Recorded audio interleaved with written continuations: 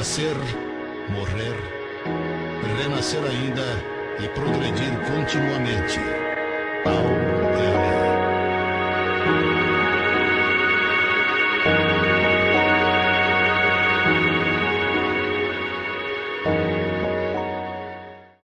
Nós vamos convidar, então, o presidente desta casa, Cláudio Pagan, para que faça a prece de abertura oficial desta noite maravilhosa e, em seguida, Cláudio convidando o Vinícius para a sua palestra.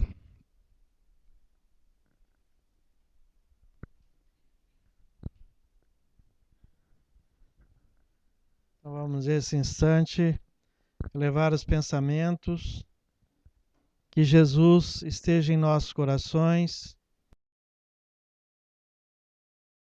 nossos sentimentos, que possamos dilatar os horizontes da nossa compreensão, para que a mensagem da noite toque a cada um de nós, nos traga paz ao coração, entendimento, alegria íntima, para que possamos superar as nossas próprias inferioridades.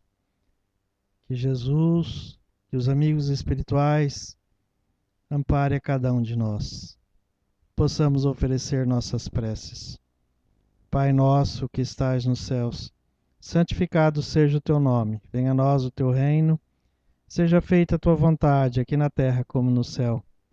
Pão nosso de cada dia dai-nos hoje, Senhor.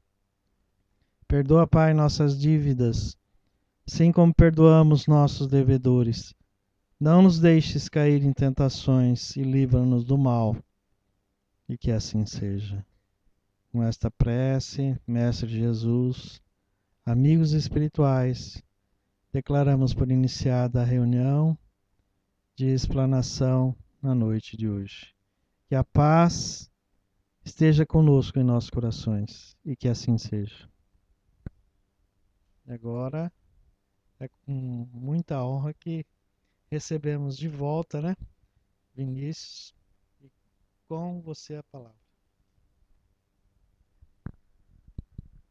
Meus amigos, dessa vez 100%.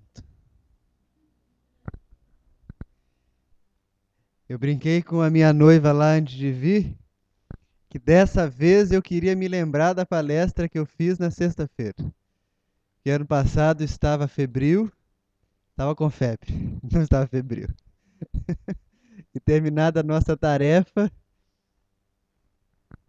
só o Ricardinho que sabe, né? Senão o pessoal dorme. Não, pode deixar. Só o Ricardinho que sabe o medo que nós estávamos de não dar conta da tarefa. Mas em Deus a gente chega lá. Meus amigos, é uma alegria voltar a Araçatuba, uma terra muito querida e muito agradável, uma terra de espíritos maravilhosos que sempre nos recebem com tanto carinho. E hoje, para iniciar esse nosso período de conversas, nós trataremos sobre aquela temática ali, as duas vidas. E o subtítulo da nossa conversa é Mundos Felizes e Infelizes na Busca pela Consciência. Que história é essa? Primeiramente, nós não falaremos de mundos externos. Muito pelo contrário. A nossa leitura acerca de mundos felizes e mundos infelizes é uma leitura interna.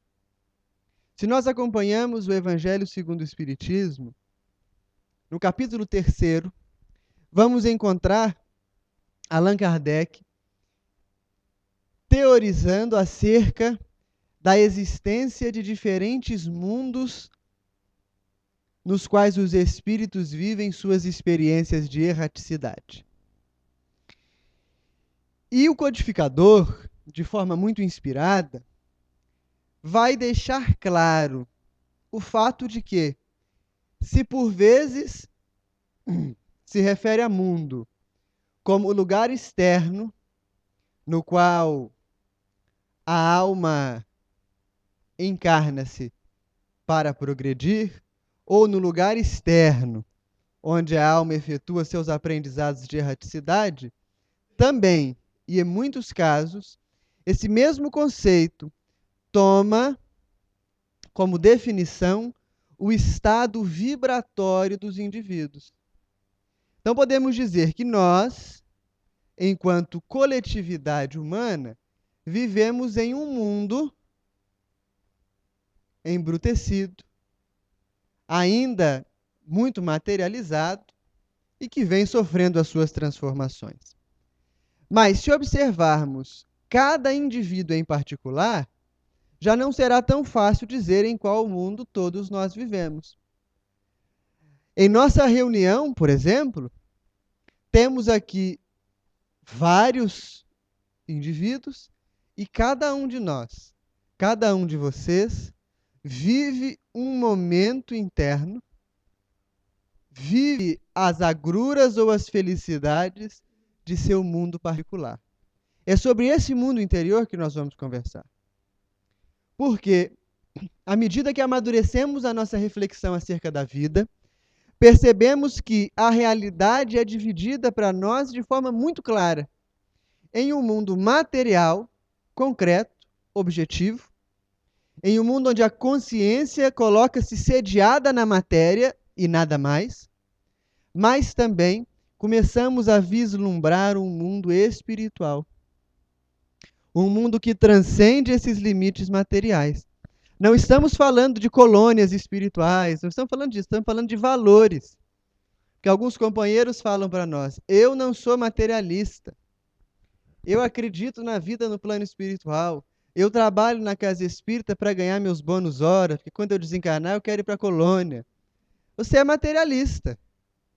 Você só é materialista de uma matéria quintessenciada, a matéria sutil. Mas a lógica materialista ainda está presente. Não é nem desse mundo, nós estamos falando de mundo interno, o que nos aproxima de Deus. Para começarmos a conversa, é preciso pensar, existe de fato um mundo interno e um mundo externo? Vamos às advertências iniciais. E para começar a nossa reflexão, a primeira advertência que nós temos é uma feita a nós pelo próprio Cristo. Quando, porém, orardes, entra no teu quarto e, fechando a porta, ora a teu pai que está em secreto. E teu pai que vê e escuta em secreto te atenderá. Jesus nos convidando à oração. Quando nós imaginamos o mestre falando isto, podemos mesmo construir uma casa mentalmente e imaginarmos nós indo para um quarto e nos trancando no quarto e no silêncio entrando em contato com Deus. Existe apenas um problema. Na cultura em que o Cristo falava, as casas tinham cômodos únicos. Eram grandes cômodos. Portanto, quando o mestre está nos referindo à ideia de um quarto ou de um local separado, não é o quarto em que nós dormimos hoje. Pelo contrário, é um estado de separação em relação à vida cotidiana. Esses eram os quartos. A vida cotidiana se dava num ambiente comum. Você tinha um fogão, tinha muitas vezes os próprios leitos. A maioria das casas abrigava também animais em seu interior. A vida comum. O quarto era um local agregado, que se afastava da vida comum. Portanto, quando o mestre nos concita a entrarmos para o quarto e orarmos, é um convite mais profundo, para que nós consigamos desprender nossas atenções de um mundo material objetivo e entrarmos em um mundo que nos encaminhe para o Pai do céu. Esse é o objetivo da oração, nos ligar a Deus. Uma senhora uma vez me disse assim, eu aprendi a orar e a colocar todos os meus desafetos no coração de Jesus. Eu achei que fosse uma coisa bonita, fiquei tocado, uma senhora muito católica, e perguntei, como é que a senhora faz? Olha, eu sento diante de uma imagem do Sagrado Coração de Jesus e vou dizendo, Senhor, põe no seu coração aquele excomungado do meu cunhado que me deve dinheiro. Senhor, cuida da desgraçada da minha vizinha que põe o lixo na minha porta. Né? essa oração não tem quarto nenhum e não está nos aproximando do Pai do céu. É uma oração muito mais corriqueira e materializada do que a gente imagina. Mas nós temos outras advertências que nos chamam a atenção para essa vida do Espírito, para esse contato com o Pai. É interessante ver Paulo dizendo para nós em sua epístola aos Romanos: de maneira que, irmãos, somos devedores não à carne, para viver segundo a carne. Pois se viverdes segundo a carne, morrereis, mas pelo Espírito. Se pelo Espírito mortificardes as obras do corpo, vivereis. Paulo é bem claro. Nós somos filhos da carne enquanto indivíduos humanos, né? Eu trago toda uma configuração genética, vivo em um meio social, tenho contato com pessoas das mais diferentes tendências, costumes, gostos, mas não é a carne, enquanto estrutura material, que me liga ao mais alto. A carne é um instrumento. O que me liga ao mais alto é outra coisa. E é o que ele vai chamar o nosso vínculo pelo Espírito, que é o nosso vínculo com uma realidade transcendente. Eu sou esse corpo? Não sou esse corpo.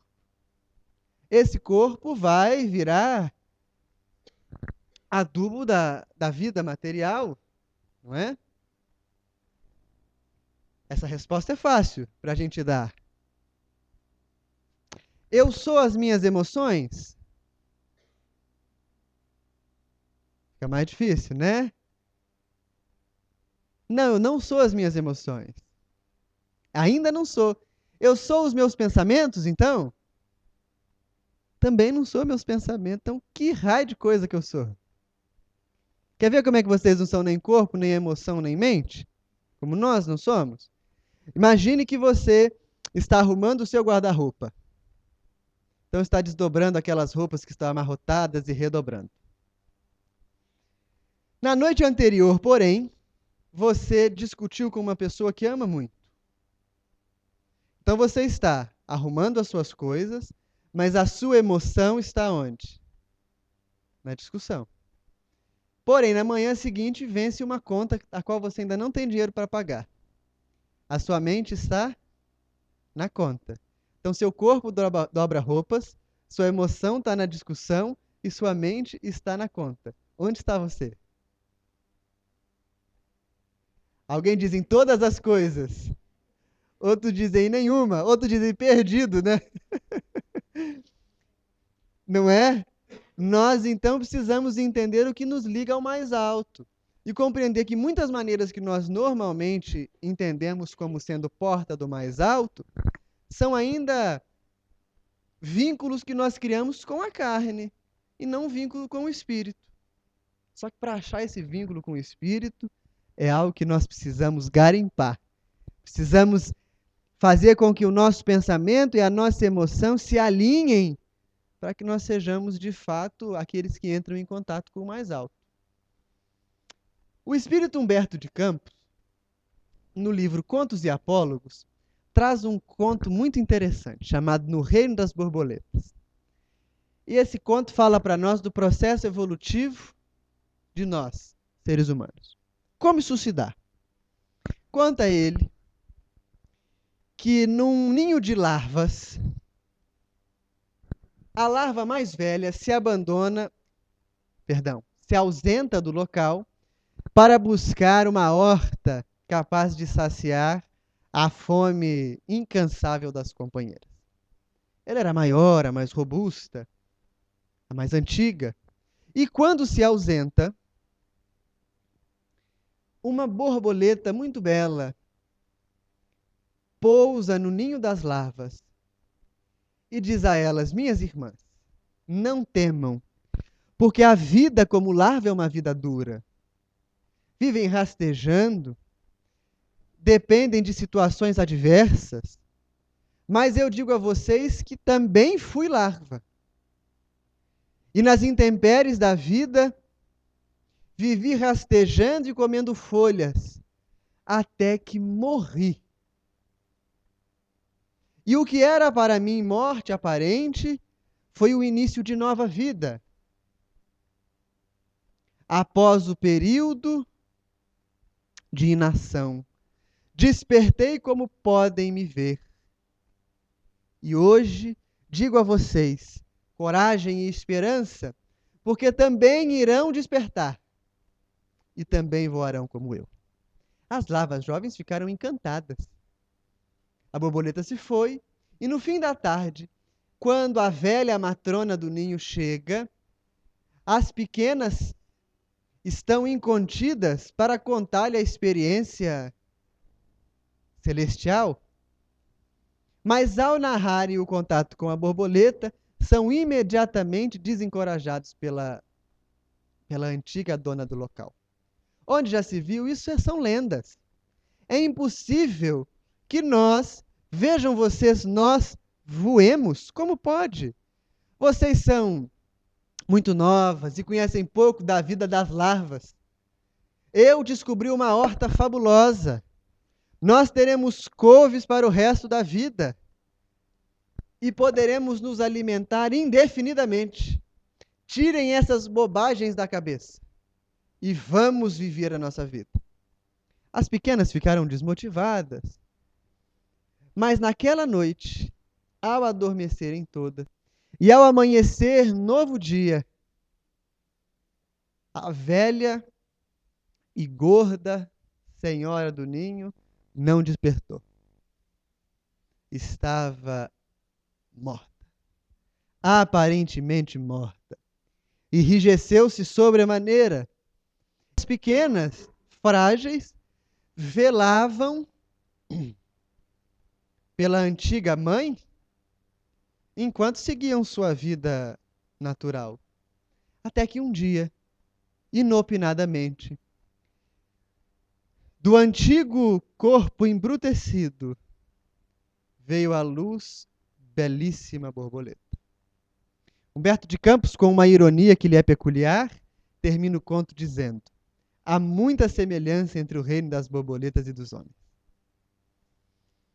Nós vivemos essa realidade das borboletas imediatamente e de fácil identificação para nós nos ciclos de vida e de morte. Não é?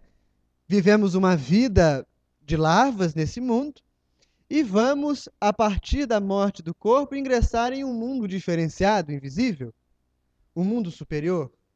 Mas também podemos afirmar, meus amigos, que vivemos esse ciclo de morte e renascimento infinitas e insistentes vezes.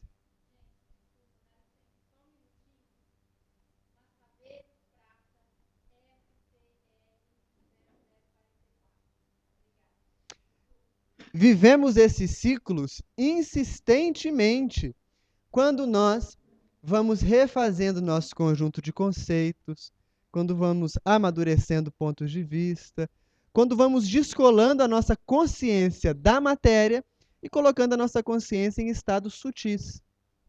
Como se dá o processo de amadurecimento nosso? Num primeiro estágio de vida, nós somos, enquanto humanos, eminentemente materialistas. A matéria é a única lógica para a nossa vida. Depois nós adentramos num estágio dualista. Compreendemos que a realidade é toda dividida em bem e mal, certo e errado, alto, baixo, feio e bonito. Então precisamos opor alguma coisa. Depois adentramos num período de transcendência do dualismo, onde a gente percebe que nem todo bem é bom e nem todo mal é ruim. Existem coisas que são aparentemente ruins, mas que geram situações muito positivas. Para, por fim, nós adentrarmos numa realidade mais profunda de consciência, onde compreendemos que esta vida é uma manifestação da lei do Pai do Céu. E se o Pai do Céu é justo e é bom, nada pode existir de errado. Então não existe nem dualismo, nada disso. Esses ciclos de vida, morte e renascimento de ideias é um ciclo que todos nós temos de viver ao longo da encarnação. Quem não vive esse ciclo tem algum problema. Se nós reencarnamos, vivemos a juventude, crescemos e desencarnamos com o mesmo conjunto de ideias, nós precisaremos reencarnar novamente nas mesmas estruturas que reencarnamos hoje para reformar a nossa maneira de lidar com o mundo. Tem muita gente que diz assim, não, na próxima vida eu resolvo isso. É uma desculpa esfarrapada toda a vida, né? Na próxima eu dou conta. Nós somos convidados constantemente a fazer esse ciclo das borboletas, de trazermos para fora de nós aquilo que intimamente temos de positivo. E nesse processo, nós não vemos a natureza, meus amigos, sofrer solução de continuidade. Tudo na natureza vai se conduzindo naturalmente. Não existem rupturas. O que para nós parece violência é o ciclo da vida completando os seus estágios de retração e de expansão, que são os movimentos naturais do crescimento. Assim, nós temos infinidades de mundos internos, todos eles em transição, todos eles nos aproximando de Deus.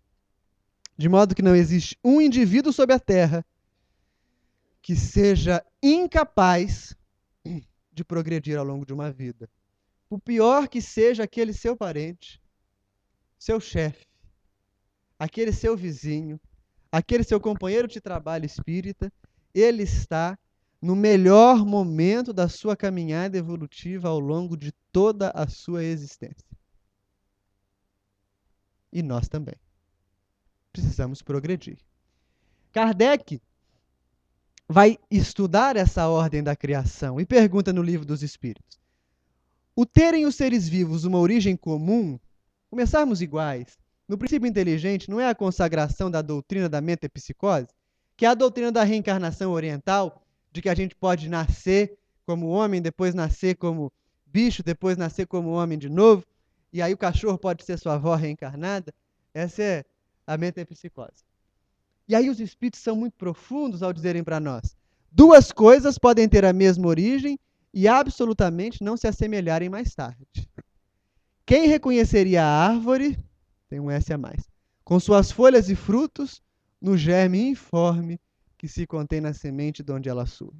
Nós somos sementes, que começamos o processo evolutivo nos ligando à matéria, criando identificação com ela, e aos poucos vamos transcendendo esse limite. Até que nós vamos chegar na tão conhecida afirmação da questão 540 do Livro dos Espíritos. Na natureza, tudo se encadeia, do átomo ao arcanjo. Tudo é uma ordem constante de evolução. Então vamos começando o processo de amadurecimento lá no contato primeiro com a matéria e vamos crescendo, crescendo, crescendo, até chegarmos à condição de lucidez espiritual, aquela que o Cristo disse que nós poderíamos chegar. Esse caminho é o caminho que nós estamos. Nós não estamos aqui para desencarnar e ir só para a colônia espiritual, não. Pelo amor de Deus.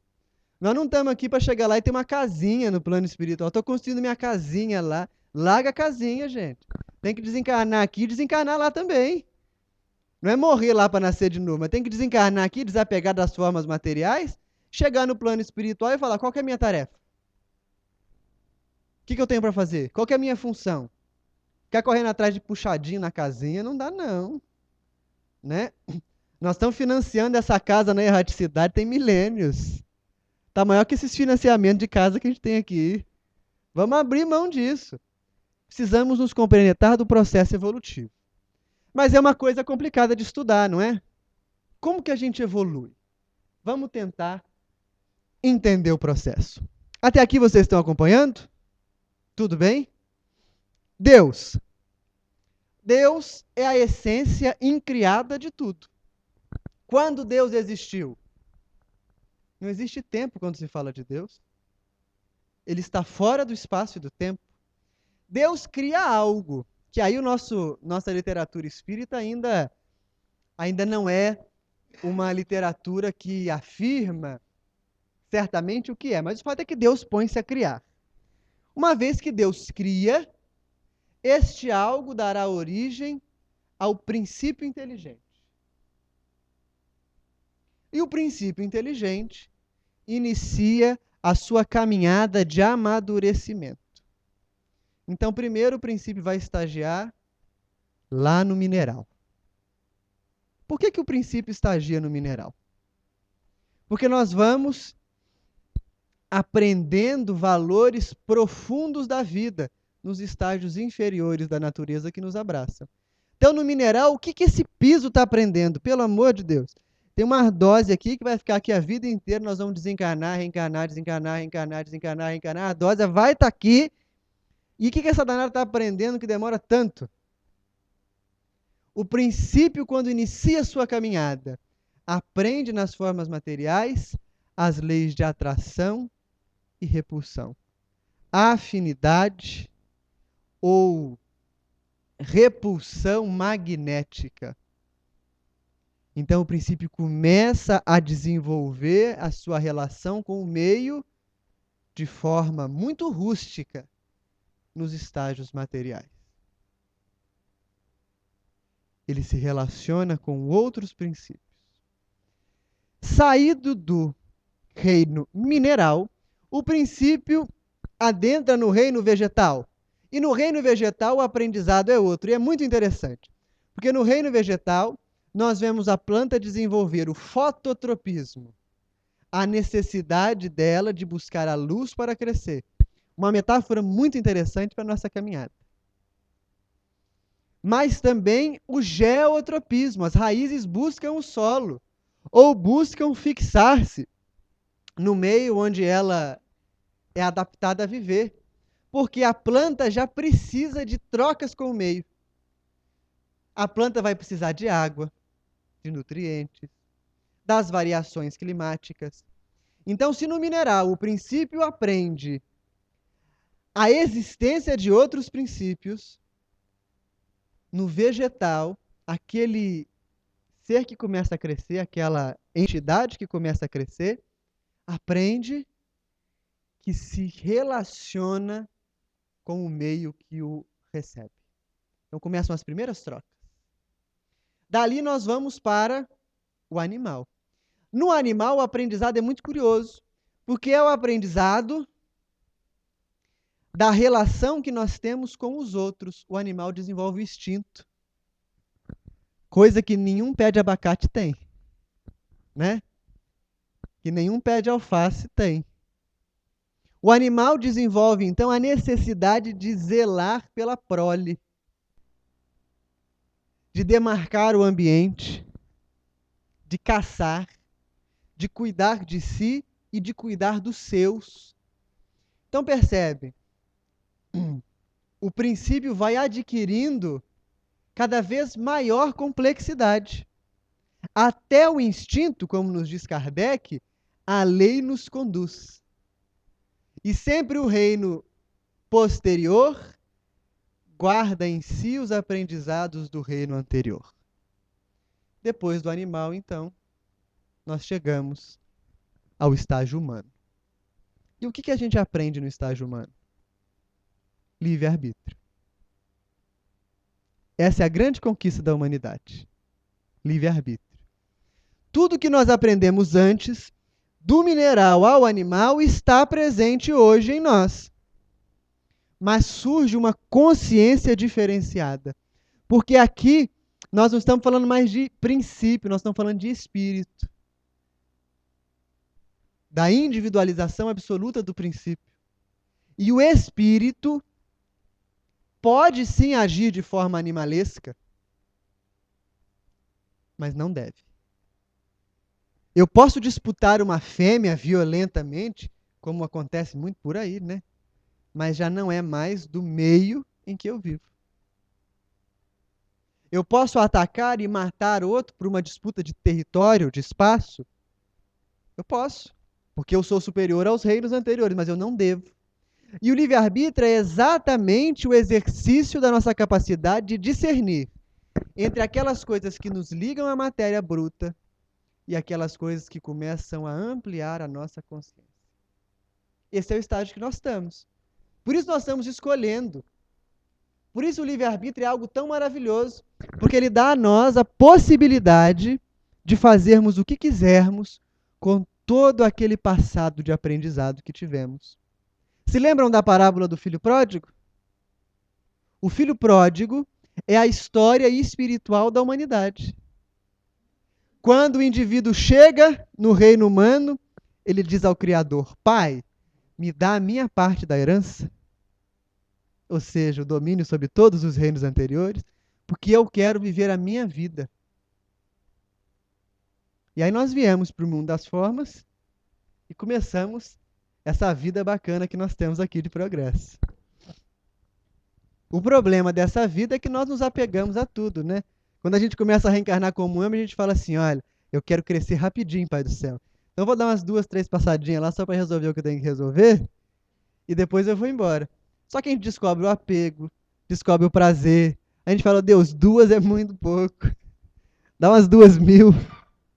Uns 2 milhões talvez dê, porque o negócio aqui é muito bom. É o estágio que nós estamos. É o estágio de escolher. E um estágio muito difícil. Depois que a gente sair dessa fase, o que acontece? A gente não sabe. Nós vamos deixar de ser homem? Não.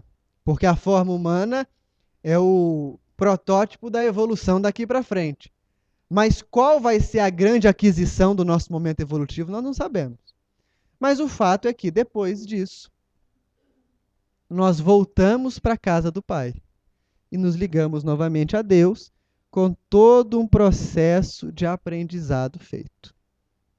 Do homem para frente, nós já temos então noção das 2 vidas claramente. Uma vida material, transitória, necessariamente inconstante, e uma vida maior que nos busca e que nos chama para Deus. Tudo bem? Até aqui? Dando para acompanhar? Eu escolhi assim, eu vou começar fritando a cabeça dele, nos outros dias eu vou diminuindo. Aí não tem problema. A vida material, então, é composta pelo quê? A vida que nós vivemos. Os compromissos que nós temos e que nós adquirimos ao longo da evolução. Então, na vida material tem que dar conta de trabalho. É matéria. É o primeiro mundo que nós estamos falando, os mundos infelizes. É matéria, é família, é lazer, é religião, é a vida social como um todo. Lembra do Antigo Testamento? Quando, coitada da Eva, come a fruta, dá para o Adão, aí acontece aquela briga lá, Deus fica injuriado e fala, vocês vão embora. E como punição, terás que ganhar teu sustento com o suor do teu rosto. E a gente acha que isso é castigo, né? A gente entende muito pouco de tradição judaica. Isso não é castigo, não. É o princípio da evolução. É lá quando a gente vira espírito. Terás de ganhar o pão com o suor do teu rosto. O que significa dizer para nós que a vida material, essa vida que nós aqui vivenciamos, é uma vida que pede de nós um esforço físico. Mas que é um esforço físico também transitório. Vai passar. Caixão não tem gaveta. Daqui a uns tempos deve ter, né? Porque hoje tudo vai mudando, tem tudo, né? Mas ainda que tenha, para onde o caixão vai, você não vai conseguir usar. Né? Não vai ter onde você gastar. Pode até ter gaveta, mas não tem uma rede comercial bem estabelecida. Então você vai ficar com muito dinheiro, sem nada. Percebem então? Mas para que serve essa vida? É à toa? Deus então resolveu me punir e falou assim, vai lá para a vida material, para você deixar de ser bobo, é isso que aconteceu? Não. Nós vamos ensinando os princípios outros que estão começando a crescer conosco. Nós acreditamos em seres superiores a nós, espiritualmente? Acreditamos, né? Já pensou se eles nos tratassem como nós tratamos os animais? Que são nossos inferiores evolutivos? Como seria diferente a nossa vida? Muito, né? Misericórdia. Nós vivemos uma vida material para ensinar aqueles princípios que estão começando valores de amadurecimento. Por isso que quando você conversa com a planta, ela cresce melhor. Por isso que os bichos entendem. E a gente imagina assim, não, o bicho que entende é o cachorro, né? Eu fiquei espantado, eu li uma reportagem de um indivíduo que tinha um urubu ensinado. Ele andava com um urubu no cilindro da bicicleta. Vocês já pensaram nisso? Tá andando na rua, vem um homem com um urubu na bicicleta? Chamava o urubu pelo nome, o urubu ia. É uma coisa assim, surreal. Por quê? Porque nós temos que aprender a orientar esses princípios. Essa é a vida material. Qual que é o problema? A gente se fixa nela. Acha então que o nosso motivo na vida é só seguir religião. Mentira! Vai chegar no plano espiritual se sentindo mal. Religião não tem nada a ver com espiritualidade. Religião é forma, espiritualidade é essência. Então a gente bate no peito e fala assim, eu sou espírita mesmo. Desencarna, nasce católico. Acabou. E aí? Os homens são machões, né? Eu sou homem, eu sou macho. Desencarna, nasce mulher. Acabou, como é que faz? Né? Tudo isso é transitório. Tudo isso é passageiro. Portanto, a vida material serve para que eduquemos o espírito ao longo dos intempéries pelos quais passaremos, mas serve para que nós também eduquemos aqueles que estão abaixo de nós, em compreensão, em vivência e em lucidez. E a vida espiritual, qual é ela? Qual é essa vida feliz? São as setas para o futuro do espírito. Elas apontam para o amanhã. Então, quando eu consigo, diante de uma adversidade, ao invés de estrangular o meu vizinho, fazer uma prece para ele, eu estou adentrando numa vida espiritual, num mundo feliz. Porque eu estou projetando a minha consciência na direção do vir a ser. E aí o processo é um processo dinâmico que vai sempre crescendo. Essa é a vida que nós temos que desenvolver. E como fazer isso? 621 do Livro dos Espíritos. Onde está escrito a lei de Deus? Resposta batida. Na consciência. Agora eu faço uma outra pergunta para vocês. Como lê-la? Porque está escrita na consciência de todo mundo, mas como ler? Aquele indivíduo que matou, que roubou, está com a lei de Deus lá na consciência dele, ele não sabe ler? Como é que faz? Esse é o grande desafio. E como que a gente vence ele? Olha que quadro interessante. A passagem que Jesus convida os discípulos, ainda não apóstolos, a orarem com ele no Horto das Oliveiras. Se lembram disso? E aí o Cristo põe-se a orar, tem uma transpiração de sangue, quando diz, Pai, afasta de mim esse cálice, mas seja feita a tua vontade acima da minha. E aí, olha o trecho lá em Lucas. Jesus saiu e, como de costume, foi para o Monte das Oliveiras. E os seus discípulos o seguiram. Quando chegou ao lugar, disse-lhes, orai para que não entreis em tentação. Levantando-se da oração, foi ter com os discípulos e os achou dormindo, dominados pela tristeza, e disse-lhes, por que estáis dormindo? Levantai-vos e orais, para que não entreis em tentação. Esse aqui é o retrato da nossa caminhada evolutiva. Somos nós. Estamos dormindo, que é uma beleza. Que sono é esse que a gente tem? É uma coisa de outro mundo. Porque nós acompanhamos o Cristo. Acompanhamos o Cristo de forma muito natural. Vamos acompanhando ele porque todo mundo vai. Tem que ter uma religião, senão não vai para frente. Então, tem uma religião também. Tem que ir no centro, senão não vai para frente. Então, eu vou no centro também. Tem que fazer prece antes de dormir, porque senão as coisas não firmam. Eu faço prece também. Tem que tomar passe, que é bom. Tomo passe também. Estamos acompanhando Cristo. Mas aí surge o momento da adversidade. Surge o momento da prova. E no momento da prova, o Cristo nos destaca. Então ele nos retira da vida material.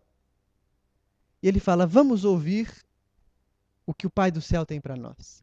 Vamos nos colocar em contato com o Pai. Vamos orar. E aí nos retira. E somos convidados a uma vida verdadeira. Geralmente fazemos isso nas grandes dores. E quando nos afastamos então da vida, o Cristo vai nos buscar e nos encontra dormindo. Por quê? Nós ainda temos pouca prática nos assuntos do espírito. Então a gente acha que entrar em contato com Deus, a gente acha que que acessar as esferas mais altas da consciência é um estado de inação. E a gente se vê coagido que fala assim, é melhor ficar quieto aqui que ninguém vai nem me ver. E aí a gente dorme diante do Cristo. E dorme por quê? Dorme por tristeza. Por que a gente dorme por tristeza, gente? Nós não dormimos por medo. Nós não dormimos por dor. Nós dormimos por tristeza. Porque no momento que desperta a nossa consciência para a vida do Espírito, para os mundos felizes que existem dentro de nós, nós somos colocados a uma grande decisão a ser tomada. É preciso abrir mão. É preciso renunciar ao que eu tenho. Renunciar a tudo. É preciso me transformar. E a gente sente tristeza. Os discípulos sentiam tristeza porque o Cristo estava sofrendo. Nós sentimos tristeza porque temos que abrir mão desse mundo. E a gente fala assim, mas eu só faço uma vez por semana. Tem que abrir mão disso. Eu só falo mal dos outros nas quintas-feiras. Os outros dias eu sou um santo. Eu tenho que abrir mão. Para você entrar no mundo feliz, você tem que abrir mão de tudo que te liga aqui. Usar sem ser usado. Um companheiro da nossa casa espírita deu um celular, desses celulares que fazem tudo, para uma menina de 10 anos. Não foi a menina que ganhou o celular, foi o celular que ganhou a menina. Que ela não para de usá-lo, põe para carregar, leva para cá, leva para lá, e põe para dormir com ela. Não foi a menina que ganhou o celular, foi ele que ganhou. Então essa inversão de valores precisa ser superada por nós, porque senão nós vamos dormir. E à medida que a mente vai despertando, ela se coloca a serviço de Deus. Se lembram daquela história de Jonas e da baleia no Antigo Testamento? A história é muito curiosa, porque é a nossa história também, alegoricamente. Deus aparece para Jonas e diz assim, Jonas, tem um recado para você, e uma missão. Ele logo se sente feliz, Deus, é agora, pode me dar. Eu quero que você vá à cidade de Nínive e dê um recado para ele. Ah, Deus, eu não vou não. Por quê, Jonas? Eu não gosto do pessoal que mora lá. Estou devendo dinheiro para meia dúzia. Não vai ser bom para mim não. Chama outro. Não, Jonas, é você. É você. Não vou, Deus. Jonas, é você. Tanto aquela queda de braço segue, que o rapaz foge de Deus. Olha que alegoria, gente, para nós. Ele foge de Deus. Aí ele vai então fugir por mar. Está no barco, vem uma tempestade terrível e o barco quase vira. O comandante então tira na sorte qual dos membros da tripulação teriam desagradado Deus. Que aquela tempestade só podia ser fruto de alguém que desagradou. Tiram na sorte, quem perde? Jonas. Aí eles não pensam duas vezes, jogam o danado na água. Ele fica lá na água, já desesperado, o que acontece? Vem a baleia, coitado da baleia, come ele. E ele, desesperado, dentro da baleia, reza para Deus, pede desculpa, a baleia cospe, ele cai na praia, levanta Zorongo, aparece Deus e fala, Jonas, vai a Nínive para mim? Ele se recompõe e fala, pai, agora. Eu já estava mesmo inclinado a mudar de ideia. Qual é o recado? Aí olha só como é que a nossa consciência é material, gente. Qual é o recado? Diga ao povo que eu o destruirei. Poxa, Deus, se eu soubesse que era isso, eu tinha ido de primeira. Mas é a nossa condição. Porque enquanto nós fugimos da vontade de Deus, sofremos. É a alegoria da nossa condição. Enquanto nós fugimos da vontade de Deus, é tribulação, é dor, é sofrimento o tempo inteiro. E aí a gente dorme de tristeza. Tristeza porque temos que abrir mão. A maior verdade que eu vou dizer para vocês hoje, meus amigos, vocês vão lembrar isso pelo resto da vida, eu tenho certeza. O indivíduo perturbado não consegue ser perturbado sozinho. Ele precisa perturbar o outro para se sentir bem. Então ele chega para você e diz assim: você já ouviu o que andam falando de você? Não ouvi, não quero saber. Ele tem uma crise. Porque ele precisa te contar o que estão falando de você. Então, para ele ser perturbado, ele precisa ser perturbado e perturbar o outro. Essa é a condição nossa aqui que estamos dormindo. Nós queremos ser perturbados. E queremos ser perturbados pelos outros. E queremos perturbar o mundo. Vivamos a perturbação constante. E isso nos leva ao sofrimento. Mas eis que o Cristo desperta, e esse Cristo é a semente do Criador em nós. É o Mestre, Jesus, mas é também a semente que nós recebemos do Criador, a herança genética que o Pai nos deu, nos chamando a crescer. E no momento das crises mais profundas, quando a matéria nos cessa de satisfazer, nós nos perguntamos, o Cristo nos pergunta, por que eu estou dormindo? A matéria perde o sentido. Lembram do filho pródigo? Ele gasta tudo. E aí o que ele faz? Vai trabalhar como pastor de porcos. Ele não volta. Se ele voltasse, menos pior. Porque se nós voltássemos logo quando gastasse tudo, seria a volta quando a gente conhece o mundo. Mas ele vira pastor de porcos, que é o símbolo judeu da imaterialidade, da materialidade, da sujeira. Então ele vai virar pastor cuidando de porcos. E aí qual que é o extremo? Ele tem fome. E ele tem vontade de comer a comida dos porcos. Ou seja, ele, espírito, tem vontade de se saciar com aquilo que constitui a matéria. É o momento da dor, onde nós estamos dormindo. Aí ele cai em si. E o Evangelho faz isso. Caindo em si, ele pensa, na casa do meu pai até os menores servos têm fartura de pão. É a pergunta. Por que estás dormindo? A matéria perde sentido para nós. Era isso que eu lutei a vida inteira para fazer? É por isso que eu estou me gastando? E aí a ordem da nossa consciência, na busca da vida transformadora, é uma ordem muito importante. Levantai-vos. Porque nós, enquanto estamos dormindo, estamos deitados. Estamos horizontalizados na vida. Levantai-vos. Então, quando a vida material cumpre o seu papel em nós, quando estamos imersos no mundo infeliz, transitório, doentio, e nos fazemos pactuantes com ele, nós estamos horizontalizados. Aí o Cristo vem e diz, levantai-vos. Coloca-te na posição vertical. Eleva a cabeça acima do nível do mundo. Compreende aquilo que você já sabe, mas faz questão de esquecer.